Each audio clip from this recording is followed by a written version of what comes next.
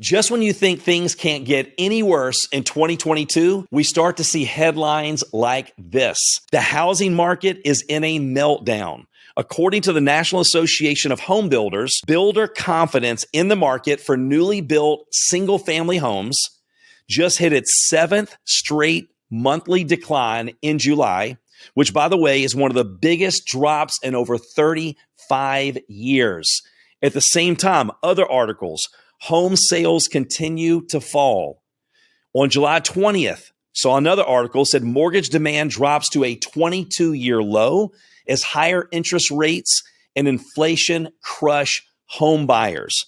Not to mention, that's the home market. Now let's talk about the car market. We're seeing articles that are talking about the car bubble is ready to burst, how car repossessions are at an all-time high. Used cars are over 40% more expensive this year than they were last year. Not to mention, delinquency rates are reaching as high as 23%, where they're late on their payments, and it's increasing every single week. On top of the housing market, on top of cars, then you add in gas prices, you add in just what it takes to live on a day-to-day basis. You look at food, you look at groceries. Matter of fact, the Bureau of Labor Statistics recently talked about, look, it's an 8.8% increase in food prices from the exact same time last year. So yes, there's a lot of crazy things that are happening, and it's more and more every single day. And if we focus on those things, not only does it create fear and anxiety, but the more we focus on what's going on, the things that we can't control, all it's going to do is fuel that fear, fuel that anxiety, and things are going to get a lot worse. But here's the great news. There are things that you can do, during a recession to grow and create a lifestyle that you never even thought possible. And I want to share some of the things that I've learned over the last several decades from some of my mentors that have helped me not just go through a recession, but actually grow through a recession. Now, I'm sure you've heard, just like I have many times, and let's be honest, we've probably said it ourselves at some point in our life. We go, man, the rich just keep getting richer and the poor keep getting poorer.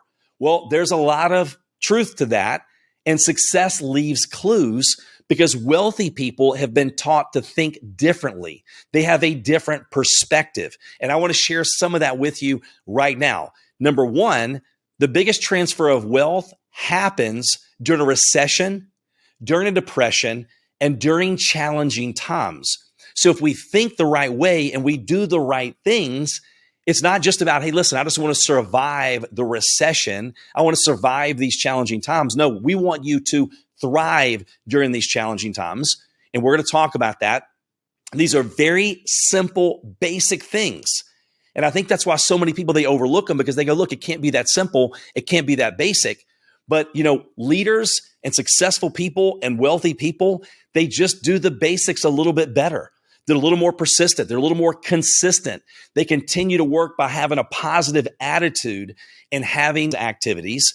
And they focus on where they're going. They focus on what they want. They focus on what they can do. And let's jump into some of those things that you can start implementing into your life right away. Today's episode is brought to you by rankupandlead.com.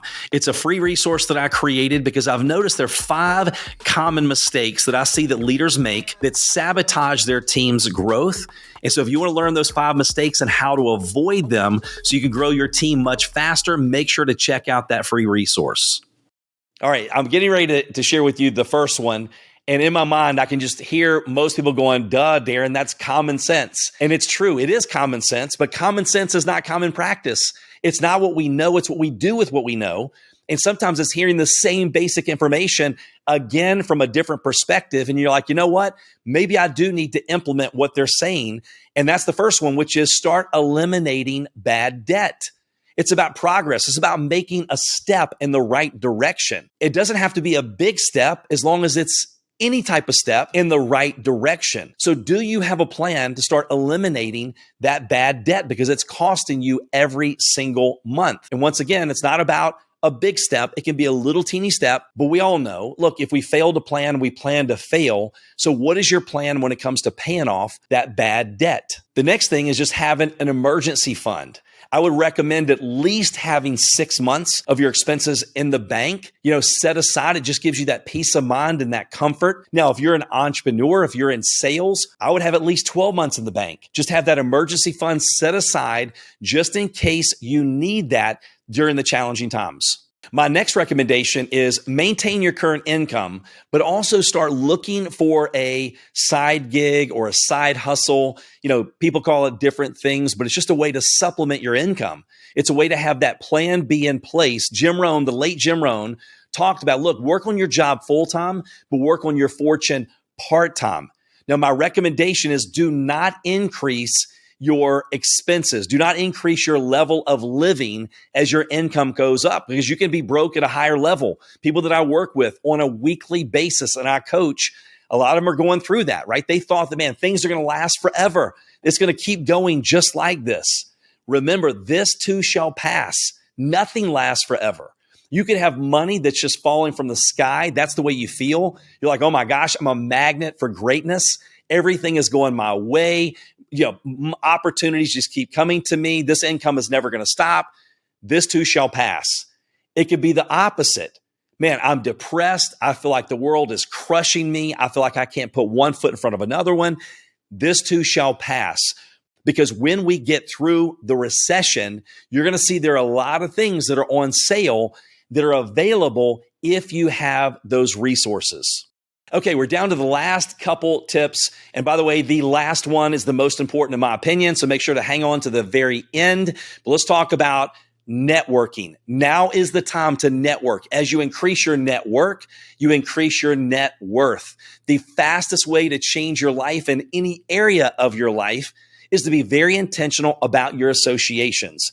Now, don't look to reach out to people on what you can get, a great family life, but when you find someone that has what you want, be intentional about value can you bring to them. Because one, you never know, they become lifelong friends. You never know what doors they may open. And when you have the right intentions, amazing things start to happen. So be very intentional about who you associate with and who you network with. Because no, you're not seeing immediate financial gains. But again, when you start sowing seeds into people's life, seeing how you can add value, seeing how you can help and serve them, it always comes back. And if you plant one apple seed, you just don't receive one apple back. You receive a tree, right? And that tree has many apples. And I look at this as the same way. Like, how many people's lives can I sow into on a daily and weekly basis and not even worry about getting anything back in return? But guess what? It always comes back. And so when you work on yourself on a daily, weekly, monthly basis, at first, it's frustrating. Doesn't seem like it's doing a whole lot, but compounding over a period of time, you become so valuable that your company, they can't afford to be a partner with them, launch a business with them, because they know, and they will do anything that it takes to get you because of who you have become in the process. Jim Rohn, again, late great Jim Rohn, right? Mentor to Tony Robbins and many other successful people. He said, set a goal to make $1 million, not for the $1 million, but what you become in the process of making the $1 million. So in the process of going through the challenging times, a lot of times we look back and go, man, thank God that happened, because if we didn't have those challenging times, it wouldn't have forced me to do this. It wouldn't have forced me to try to grow, ask different questions, look at things from a different perspective. It shook me up. I got very intentional about my associations. And next thing you know, it was a completely different world. And I look back and understand it's not the easy times that make us grow. We don't grow in easy times. And that was the period of time in my life that everything changed. Not to mention, it will open up doors where people will do anything and everything to bring you on to work with them. Maybe it's to launch a new business. Maybe it's to partner in a new business, but it will open doors that were never opened before in your life because of that. So continue to work on you and grow daily. Thanks for tuning in to today's episode. I hope you got a ton of value. To make sure you don't miss any of the future episodes, make sure to hit that subscribe button, hit the like button, no matter what platform you're on. I just want to connect with you. And it would mean the world to me if you would give me a positive review on Apple. All the details from today's episode are in the show notes. And we have some free resources available for you and your team. So make sure to check that out. So until the next episode, make it a great day and we'll see you soon.